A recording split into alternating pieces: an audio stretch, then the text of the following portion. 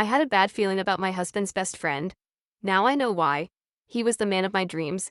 He took me on date nights, made sure I felt loved, and bought me amazing gifts. I never had any issues with him until he introduced his best friend Laura.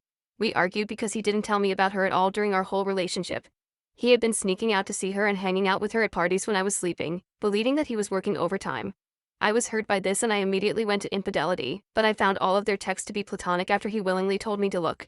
I thought she was nice at first because she spoke politely and talked about how lucky I was to have him. Then everything changed when I was invited to a function for her mother's anniversary. Apparently, they had been friends since elementary school, so I was okay with it. I walked into the house with my husband and she ran to him and immediately wrapped her whole body around his arms and dragged him off to the garden.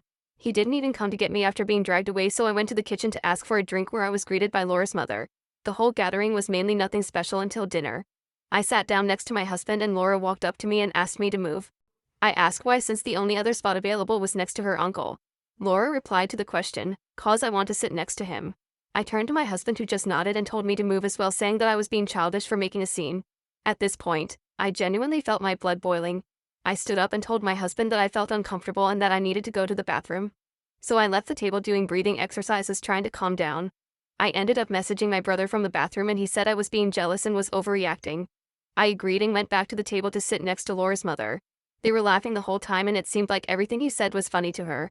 She kept rubbing his back, touching his arms, and saying how strong he had gotten. The breaking point to all of this was when I put a bit of meat onto my plate and she said, "Are you really going to eat all of that?" I froze in embarrassment while she and my husband laughed.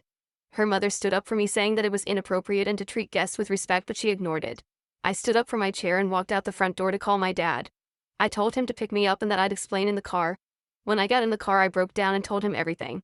He said that I was most likely overreacting, but he agreed that the situation was very odd. I thanked him and went back to our house.